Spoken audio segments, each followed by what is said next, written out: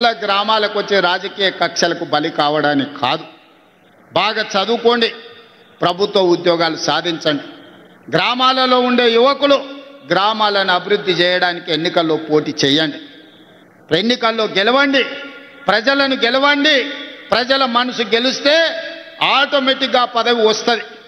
నేనే ఉదాహరణ, 2006లో నేను జడ్పీటీసీ ఇండిపెండెంట్గా గెలిచిన, 2007లో ఎమ్మెల్సీ ఇండిపెండెంట్గా గెలిచిన, 2009లో ఎమ్మెల్యేగా గెలిచిన, 2014లో ఎమ్మెల్యేగా గెలిచిన, 2019లో ఎంపీగా గెలిచిన, 2021లో కాంగ్రెస్ పార్టీ ప్రెసిడెంట్నైనా, 2023లో తెలంగాణ రాష్ట్రానికి ముఖ్యమంత్రి అయ్యి 2025లో మాధవన్న పక్కన నిలబడి ఈ రాష్ట్రాన్ని అభివృద్ధి పదం వైపు నడిపించాలనుకుంటున్నా. ఇవన్నీ ఎలా సాధ్యమైనాయి అంటే ప్రజలు ఆశీర్వదించితే సాధ్యమైనవి. దళితులు, గిరిజనులు, ఆదివాసీలు, పేదవాళ్ళు, మైనారిటీలు అండగా నిలబడితేనే ఇవన్నీ కూడా ప్రజల ఆశీర్వాదంతో వస్తాయి, కొనుక్కుంటే రావు. అందుకే ఎన్నికల్లో పైసలు ఖర్చు పెట్టకండి, ప్రజల మనసు గెలవండి, గ్రామంలో ఉండే సమస్యల్ని పరిష్కరించండి, గ్రామ సమస్యల మీద అవగాహన పెంచుకోండి. అందుకే ఈనాడు ప్రభుత్వం ఆర్ఎండ్బి పంచాయతీరాజ్ శాఖలో దాదాపుగా 20,000 కోట్లతోని 10 సంవత్సరాలు వాళ్ళు వేయకుండా వదిలేసిన రోడ్లను ఇవాళ వేస్తున్నాం. ప్రతి తండా నుంచి, ప్రతి గూడెం నుంచి మండల కేంద్రానికి ఒక బీటీ రోడ్డు, అదేవిధంగా మండల కేంద్రాన్ని నుంచి జిల్లా కేంద్రానికి డబల్ రోడ్డు, అదేవిధంగా జిల్లా కేంద్రం నుంచి రాష్ట్ర రాజధానికి 4 లేన్ రోడ్డు. ఈరోజు ప్రణాళికబద్ధంగా ప్రతి ఊరికి రోడ్డు ఇవ్వాలి అనే ప్రణాళిక తీసుకొని 20,000 కోట్ల రూపాయలతోని ఆర్ఎండ్బి అండ్ పంచాయతీరాజ్ శాఖల ప్రతి తండకు, గూడెకు, అడవులలో ఉండే మారుమూల గూడానికి కూడా ఇవాళ రోడ్లు ఇవ్వదలుచుకున్నాం. ఏ గ్రామానికి కూడా రోడ్డు లేదని వినదలుచుకోలేదు. రోడ్డు, తాగునీరు, బడి ఈరోజు మన ప్రాధాన్యత. ఇవన్నీ పనులు మేము చేస్తాం. ఇవన్నీ అమలు జరగాలంటే గ్రామాలలో సర్పంచులు మంచోళ్ళు ఉండాలి. నోరు మంచిదైతే ఊరు మంచిది అన్నారు. తీట నోరు పెట్టుకొని మాట్లాడిర్రు అనుకో ఏ పని జరగదు. నిన్నమన్న ఒకటి జూబ్లీహిల్స్లో రిజిండు తీట నోరు వేసుకొని, జూబ్లీహిల్స్ ఉప ఎన్నికల రెఫరెండం రేవంత్ రెడ్డి సంగతి తేలుస్తామని. మొత్తం జూబ్లీహిల్స్లో అంతా చెత్త అంతా రేవంత్ రెడ్డి తెచ్చిపోసిండు అని చెప్పిండు. ఇల్లు తిరిగిండు, అందరు కడుపులో తలకాయ పెట్టిన, కాళ్ళకు దండం పెట్టారు. ఇక ఆయన మూతబరి మాటలు చూసిరు. దీన్ని తీట అనగాలంటే దీన్ని బండకేసి కొట్టాలని గెలిపించుడే కాదు, 25,000 మెజారిటీ ఇచ్చి బండకేసి కొట్టి బొంద పెట్టారు జూబ్లీహిల్స్లో. మరి రెఫరెండం అన్నాడు సిగ్గు లేకుంటే ఒక నెలనని ఇంట్లో వండుకోవాలి కదా. మళ్ళీ లేచి మళ్ళీ రోడ్ల మీద తిరుగుతూనే ఉన్నాడు, మళ్ళీ అబద్ధాలు చెప్తూనే ఉన్నాడు. మళ్ళీ ఈసారి సర్పంచ్ ఎన్నికలలో ఎట్లా కొడతారో అయ్యా మీ ఇష్టమే. మా అక్కలు సలాకి కాల్చి వాత పెడతారో, లేకపోతే మా పిల్లలు కోదండం వేసి కొడతారో నాకు తెలియదు, కానీ వాళ్ళని సలాకి కాల్చి వాత పెట్టుర్రి.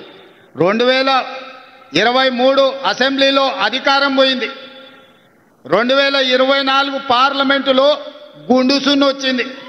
తర్వాత ఎమ్మెల్సీ ఎన్నికల్లో అభ్యర్థులు దిక్కులేరు. మన రెఫరెండం అంటే బండకేసి కొట్టిరు. 4 సార్లు ప్రజలు వంగబెట్టి ఈపు మీద బుద్ధి చెప్తే కూడా బుద్ధి రాలేదు.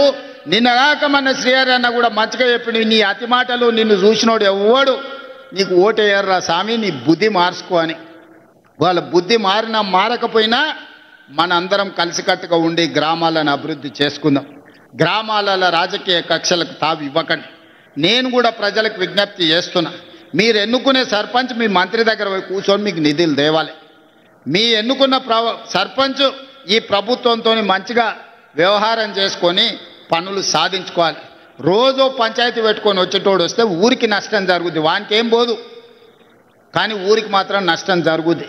మీ ఊరికి రోడ్డు కావాలన్నా, తాగనీకి నీళ్లు కావాలన్నా, మీకు గుడి కావాలన్నా, మీకు బడి కావాలన్నా, మీ గ్రామం అభివృద్ధి చెందాలన్నా, ఇందిరమ్మ చీరలు రావాలన్నా, ఇందిరమ్మ ఇండ్లు రావాలన్నా, రైతు రుణమాఫీ జరగాలన్నా, సన్న బియ్యం రావాలన్నా, 200 యూనిట్లు కరెంటు రావాలన్నా, రైతు భరోసా రావాలన్నా, రైతు రుణమాఫీ జరగాలన్నా మీ సర్పంచ్ మంచోడై ఉండాలి. మీ సమస్యలు తీసుకొచ్చి మంత్రుల దగ్గర మాట్లాడాలి. మరి ఇంత జిమ్మెదారి ఇచ్చేటప్పుడు మీరు మంచోనికి జిమ్మెదారి ఇయ్యండి అని నేను చెప్తున్నా. నా కోరిక ఒక్కటే, మంచోన్ని చూడండి, బాధ్యత తప్ప చెప్పండి. మన మొత్తం సమస్యల్ని పరిష్కరించడానికి పెత్తనం ఇచ్చేటప్పుడు తేలుకు పెత్తనం ఇస్తే తెల్లారులు గుట్టిందని మీరు ఎవరికోనికి క్వార్టర్కో, హాఫ్కో, ఫుల్కో వేస్తారంటే వాడు మళ్ళీ వసూళ్ళకు పడ్డాడంటే ఉన్నదంతా గుంజుకుంటాడు. అడగబోతే కూడా అంటాడు అలా ఆఫ్ ఇయ్యలేదా ఫుల్ ఇయ్యలేదా అని రాసి పెట్టుకుంటారు ఇవ్వాలి రేపు కొంతమంది పోగానే బుక్కు తీస్తారు ఎలక్షన్లప్పుడు నీకు ఎంత ఇచ్చినా కదా మరి నాకు ఎంత ఇస్తావో చెప్పని. అట్లాంటి పరిస్థితి వరంగల్ జిల్లాలో రానియొద్దు. ఇది చైతన్యం గల గడ్డ. పోరాటం తెలిసిన పౌరుషం ఉన్న ప్రజలు మంచి ఆలోచన చెయ్యండి, మంచి వాళ్ళని సర్పంచులుగా ఎన్నుకోండి.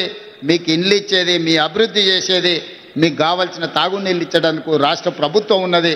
మీ పెండింగ్ ఉన్న సాగునీటి ప్రాజెక్టులను పూర్తి చేయడానికి ఈ ప్రభుత్వం ప్రయత్నం చేస్తుంది. మీకు ఎల్లవేళలా అండగా ఈ ప్రభుత్వం ఉంటుంది. ఏ విధంగా అయితే ఈనాడు మీరు ఆశీర్వదించడానికి వేలాదిగా తరలి వచ్చిండ్రో ఈ ఆశీర్వాదం ఎప్పటికీ ఇంట్లోనే ఉండాలి. మీరు అండగా నిలబడితే ఢిల్లీనైనా ఢీ కొడతా, ఢిల్లీ నుంచి అయినా నిధులు తీసుకొస్తా. అడగడానికి వెనకాడను, రాకపోతే కొట్లాడడానికి అసలే భయపడను. నా బాధ్యత ముఖ్యమంత్రిగా ప్రధానమంత్రి కేంద్ర మంత్రుల దగ్గరికి వెళ్ళి మనకు కావాల్సిన నిధుల కోసం, కావాల్సిన అనుమతుల కోసం ఒక్కడికి 100 సార్లు తిరుగుతా. నాకు ఓపిక ఉంది, వయసు ఉంది, విషయాన్ని వివరించే కనీస పరిజ్ఞానం నాకు ఉన్నది. తెలంగాణ రాష్ట్రం కోసం ఎవరినైనా కలుస్తాను, తెలంగాణ అభివృద్ధి కోసం ఎవరితోనైనా కొట్లాడతాను. మీ ఆశీర్వాదం నిండుగా ఇట్లనే ఉండాలి. ఈ వరంగల్ జిల్లాను అభివృద్ధి చేస్తాం. మళ్ళీ 1000 సంవత్సరాల చరిత్ర కలిగిన సమ్మక్క సార్లమ్మ, గొప్ప 100 సంవత్సరాల చరిత్ర కలిగిన సమ్మక్క సార్లమ్మ ఏ విధంగా అభివృద్ధి జరుగుతుందో మీరు చూస్తున్నారు. కొత్త సంవత్సరంలో అద్భుతమైన సమ్మక్క సార్లమ్మ మందిరం వస్తుంది. దర్శనం చేసుకోవడానికి వస్తా. ఆ రోజు మీ అందరితోని మాట్లాడతా. ఓపికగా ఇంతసేపు ఉండి అండగా నిలబడి మీ నాయకుడు మాధవరెడ్డి గారిని గొప్పగా మీ అభిమానంతో ముందుకు నడిపించండి. వారు బలంగా ఉంటే నేను బలంగా ఉన్నట్టే. నేను బలంగా ఉంటే ఢిల్లీలో సోనియా గాంధీ గారు ఈ దేశానికి సేవలు అందిస్తారు, రాహుల్ గాంధీ గారు ప్రధానమంత్రి అవుతారు. మీరందరూ అండగా ఉండాల్సిందిగా సోదరుడు మాధవ్ రెడ్డిని ఆశీర్వదించాల్సిందిగా కోరుకుంటూ మీ అందరి దగ్గర సెలవు తీసుకుంటున్న. ధన్యవాదాలు.